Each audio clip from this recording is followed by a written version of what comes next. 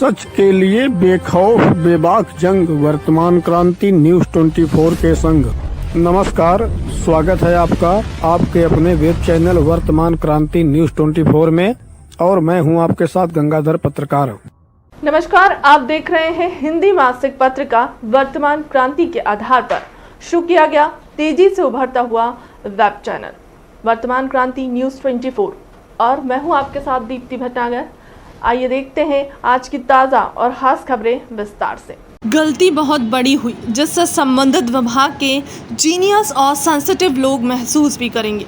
Social media के platform Facebook और WhatsApp के जरिए मामला दूर तलक पहुंचा भी, मगर मामले की गूंज नक्कार खाने में तूती की तरह गूंजती हुई शून्य में खो गई। कुछ तो गलती करने वाले की रसूख और उनके ऊपर तक पहुंची इसकी वजह बनी, और कुछ भदोही के वरिष्ठ पत्रकारों की उदासीनता और कुछ बातों को तीर चलाकर प्रशासन की दुम उखाड़ लेने का जज्बा रखने वाले चरण चाटन पत्रकारों के पापी पेट के कारण मामले की जन्म लेते ही हत्या हो गई।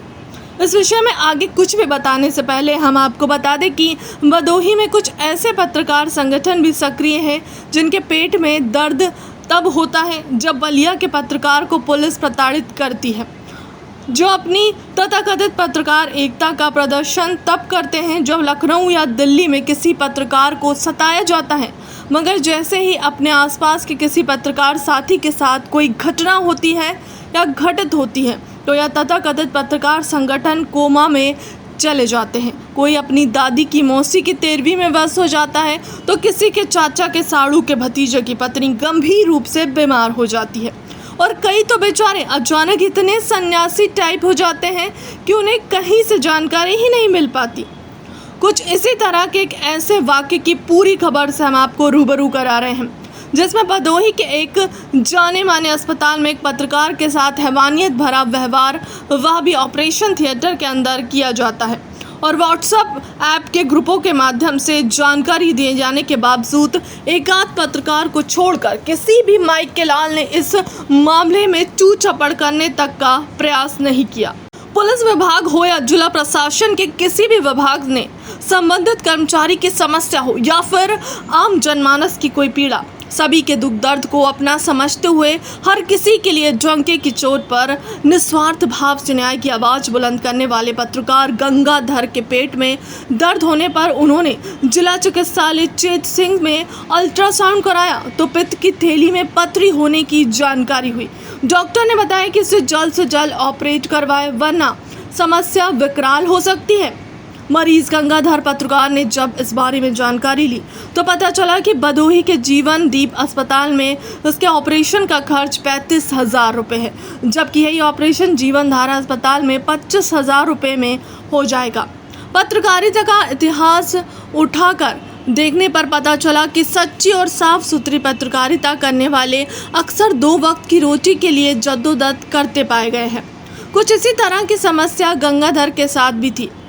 किसी तरह कुछ पैसों का इंतजाम करके वे व्यक्ति शुक्रवार 15 अप्रैल को जीवन धारा अस्पताल पहुंच गए। रक्त जांच व ईसीजी के बाद उन्हें सीधे ऑपरेशन थिएटर के बाहर कतार में बैठा दिया गया। पता चला कि डॉक्टर साहब ओटी में हैं, आपका नंबर आने पर बुलाया जाएगा। Doctor R K. पटेल, जो उस समय जौनपुर जनपद के मड़ियाहू विधानसभा सीट से अपना दल एस के नवनिर्वाचित विधायक भी हैं, ऑपरेशन करने में सिद्धहस्त और तेज तर्रार डॉक्टर माने जाते हैं। 25-30 मिनट में धड़ाधड़ मरीजों को ओटी से बाहर निकाला जा रहा था। अपनी बारी आने पर गंगाधर जब ओटी में पहुंचे तो डॉक्टर आर.के. पटेल एक महिला का ऑपरेशन कर रहे थे और दूसरी तरफ एक महिला के पेट में टाँके लगाए जा रहे थे। बीच में खाली पड़े एक ऑपरेशन टेबल पर लेटाकर डॉक्टर आर.के. पटेल के एक सहयोगी डॉक्टर ने फुटपाथ पर बिकने वाले 3 रुपए के प्लास्टिक रेंजर से गंगाधर के पेट के बाल इस तरह बनाने लगा जैसे किसी मरे हुए जानवर के शरीर से खाल उतार रहा हो। बाल बनाने के तरीके को देखकर गंगाधर की रूह कांप उठी। अंदर ही अंदर बुरी तरह खौफजदा गंगाधर ने बाल उतरवाई की रस्म के बाद वहां से भाग निकले। अपनी भलाई समझी और लघु शंका के बहाने ऑपरेशन थिएटर से बाहर निकलकर सीधे अस्पताल के बाहर सड़क पर निकलकर ही दम लिया।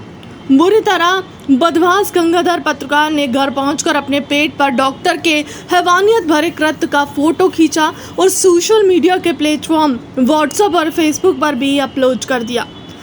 यह सवाल नहीं है कि डॉक्टर आर.के. पटेल की उपस्थिति में उनके सहयोगी डॉक्टर ने ऐसा हैवानियत भरा कार्य क्यों किया, बल्कि सवाल यह है कि क्या ऐसा कार्य हर किसी मरीज के साथ किया जा रहा है या इस तरह का व्यवहार किसी भी मरीज के साथ किया जाना चिकित्सक जैसे देवतुल्य पेशे को कलंकित करने के लिए काफ़ी नहीं है। कुछ लोगों ने गंगाधर पत्रकार पर बात को तिल का ताड़ बनाकर पेश करने का भी आरोप लगाया है। तो आखिर आवाज़ कब उठानी चाहिए थी, जब गंगाधर के साथ कोई अप्रिय घटना घट जाती तब, या फिर जिम्मेदारों को होश तब आता जब अत्यधिक भयभीत होने के कारण गंगाधर का केस बिगड़ जाता और ऑपरेशन टेबल पर गंगाधर कोमा में चले जाता या फिर उनकी मौत हो जाती तब। आखिर अन्याय और अत्याचार के छोटा या बड़ा होने की परिभाषा क्या है? आखिर अपने हक के लिए, अपने साथ हुए गलत और अन्याय के लिए आवाज़ उठाने के सही समय का मानक कौन तय करेगा? और सबसे बड़ा प्रश्न तो यह है कि समाचार के फ्लैश होने के बाद संबंधित विभाग या जिला प्रशासन द्वारा इस संबंध में उचित कार्रवाई कब तक की जाएगी, और की भी जाएगी या फिर पत्रकार के साथ हो रहे अन्याय की फहरिस्त में एक पन्ना और जुड़कर रद्दी की टोकरी में ही कहीं गुम हो जाएगा। खबर देखने और मामले की गंभीरता को समझने के बाद सही और गलत का फैसला अब सिर्फ जनता जनार्दन के हाथ में है, क्योंकि आज के समय में जब हर कोई अपनी रोटी सेकने में लगा हुआ है तो ऐसे में जवाब और कार्रवाई सिर्फ जनता के ही हाथ में है। फिलहाल के लिए अब तक की खबरों में इतना ही। देश दुनिया की तमाम बड़ी खबरों के लिए बने रहें हमारे चैनल के साथ। नमस्कार।